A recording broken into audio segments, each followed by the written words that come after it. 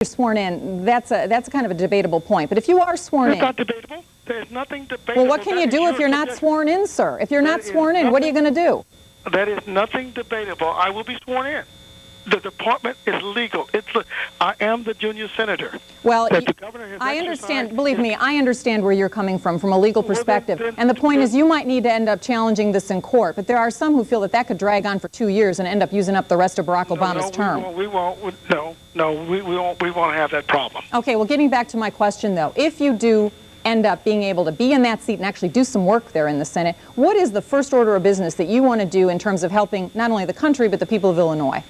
The first thing I will be working on with Senator Durbin is the infrastructure package that's going to create jobs in our state and jobs in this country. We have to put people back to work so that they will have some type of resources coming in, that they will then create spending power, which will generate other activities, which, you know, shopping and other jobs where the restaurant will, you know, be able to hire people.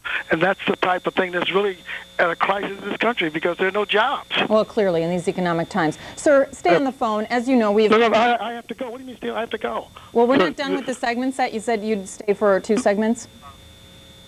Well, I didn't say anything. But I'm sorry. That's what my producers had told me. I apologize, sir. Okay. I appreciate, though, that you did join us this evening. Can I ask you a quick question, because you've been commenting on erroneous news reports? There was on MSNBC today that, I don't know, it sounded kind of nutty to me, but they claimed that you had gotten a couple messages from Dick Durbin, you know, our senior senator, via your cell phone, but you haven't been able to access them because some deal with your phone? Look, you talked to Lynn Sweet about that. She apologized for that erroneous information. Okay, so it was erroneous. She put out. I said to the person, even on TV, yes, I've had a couple. I have went through all my voicemails. I've gotten a couple of calls from Senator Durbin, and I plan to return those calls as soon as I get off the air. That's what I said. I did not. They were buried in all these hundreds of calls that were on my voicemail. And somebody turned around and said I didn't know how to operate my phone. I mean, that is just. So that is trash. Well, when I heard it, it sounded kind of dumb to me. But so I was like, let's just clear it up here. You know, Lynn Sweet admitted that she put it out, and she apologized to me for that. Good to hear. And, okay. Sir, I appreciate you really taking the time to be here tonight. And if it all does work out, it's good to hear some of the ideas you have for Illinois. Absolutely. That's my whole point. I'm interested in the 13 million people of the state. I'm not doing this for my health. I'm not on an ego trip. My commitment and love is for the great state of Illinois. I'm a public servant. That's what I want to do. Roland Burris, former Illinois Attorney General. Prior to that, State Controller for 3 terms. Thanks so much for being with us. Thank you. All right. And as I was trying to say just a bit earlier, but Roland having to leave us, Jesse White standing by, our Secretary of State, standing by at the Tribune Tower. Mr. White, I know you've been listening to some of this. You are obviously the Illinois state official who right now is standing in the way of Roland Burris' appointment at least being officially certified, which would make it a little bit easier for him to show up in Washington and try to face the Senate, you know, the Democratic leadership that doesn't want him there. But again, you know, are you still, despite you hear what this man wants to potentially do for the state, he seems sincere, you still feel like you got to stand in the way of this thing? Well, first of all, I've had the great pleasure of knowing Roland Burris for over 25 years, and we have become the best of friends. Right after Governor Blagojevich was arrested, I committed myself then in a press release that I would not accept a recommendation from Governor Blagojevich because, number one, he's under a cloud of controversy, and number two, he was arrested, and of course later on there have been some other charges out there that makes his recommendation unsavory. We're going to continue to talk about that, sir, after the break. I need to take one, but let's pick it apart. People want to know. So, and those of you at home, please give us a call. We want your thoughts involved as well. 630-575-TALK. That's 8255 on your phone. Gerard McClellan Live. I'm Monica Schneider. Call us.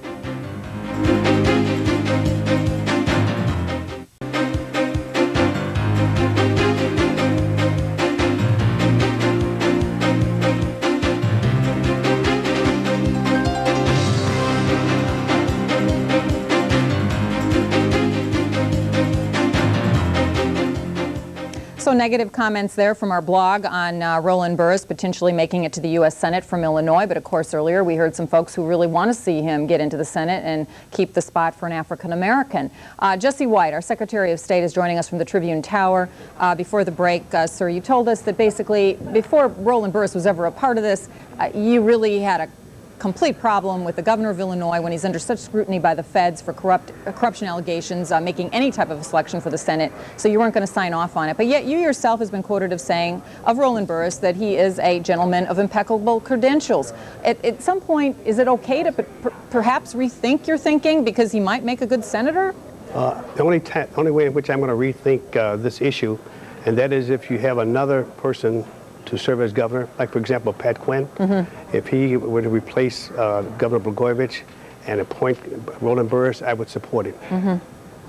Well, in the meantime, though, if this drones on for too long, we are short one senator in Illinois because of all the political stuff that's been going on, like not getting a special election going and so on and so forth. Well, I actually believe that the selection process should have taken place a long time ago. Yeah, well, it hasn't, so now we're kind of stuck. Let me get some phone calls in here, sir, if you don't mind. Sure.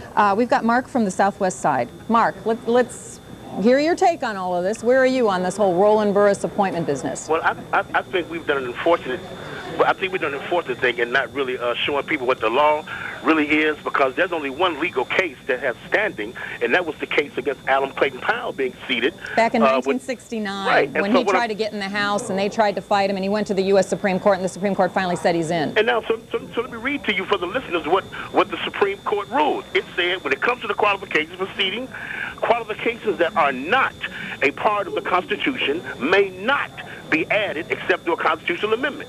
Therefore, Congress cannot exclude a member except to a two-thirds vote. So now it appears that the governor followed the law by calling a special session, and the same people that opposed them failed to act in Springfield. Then with the voters having a constitutional convention on the ballot, the voters rejected it. So if you cannot, so in Adam Clayton Powell's case, he ended up having to pay a $25,000 fine. But what the court said was, notwithstanding the allegations, you cannot add this to the qualifications. So with all due respect to Jesse White, who is my fraternity brother and all that, I'm just saying is that if the law states that you shall certify, it does not state based upon your own personal opinion. It says shall certify. So how can you look at the law, the only case on the books, and say I'm going to ignore that? Mark, I think we get your point, and I appreciate it. We're running a little short on time. Jesse White, just a quick comment as we go to break on that. I mean, there are those who feel the Secretary of State has no business vetoing the governor when the governor is still in place. He is only charged. He is not, he's not been convicted of anything. He's not been impeached. He has a right to do his job. Well, I understand that. The gentleman was arrested, and I said early on, right after he was arrested, that if by chance he happens to present to me a person to replace Barack Obama, that I would not support it. All right, and you stand on your record. I stand with on that. my record. Okay. You take it to the bank. Let's take it to the break then right now, and we'll be back with more from you, sir, and also some more callers just to get the public in on this, because after all, who are we talking about except those that will be representing the public, the people of Illinois? 630-575-TALK. We'll be right back. Chicagoland. Enjoy. Hey, couldn't get through to us here on the show tonight? Well, call us after the show on the GML-V line, 630-574-3232. We still want to hear what you have to say. You never know, we might post it on the blog. Never know. Right now, though, I've got Michelle on the phone line calling us from Hyde Park. Quickly, Michelle, your thoughts about the whole Roland Burris controversy now. Hi. Hi. Make it quick, Michelle. Yeah, I just wanted to say that because Blagojevich has not been found guilty of anything, why are we holding this against Roland Burris? He's always had, high moral character. He's never been in any controversies. And why are we going to hold this against him when he's been such a great public servant? Okay, point taken. Let's go back to Jesse White. We just have a couple minutes left here. Secretary of State of Illinois, one of the people at the Illinois level standing in the way of this going forward. Of course, there's a lot more people in Washington getting ready to stand in the way. What do you say to her in closing, Secretary White? First of all, the governor can go past me and take his issue or his argument, as well as Roland Burris, to the Senate. And by the way, all of the constitutional officers after Governor Blagojevich was arrested, all indicated that they felt as though he was incapable of leading and should not make an appointment. But Roland Burris, at the time, indicated that he didn't think that but the governor was capable. But yet at the same time, he was offered an opportunity to become the next U.S. Senator representing the state of Illinois, and he took it. Well, the bottom line, sir, is Roland Burris ain't going to be sitting still without your certification. He's still going to Washington. Oh, I know that. And I like the fellow. I admire him, respect him. We're good friends. But in this case, it could have been my brother, my niece, my uncle. My statement that I uttered a few moments ago is encased in cement. I would still use the same attitude that I'm using now, and that is I will not certify the documentation presented to me by Governor Blagojevich.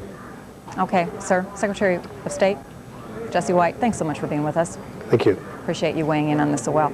And those of you at home, it's great to have you along. Thank you for the phone calls. Again, you can call us after the show. And other than that, have a great weekend. And as Gerard likes to say, I believe it is just to stay encouraged overall. That's his message. I'm Monica Schneider. Thanks for being here.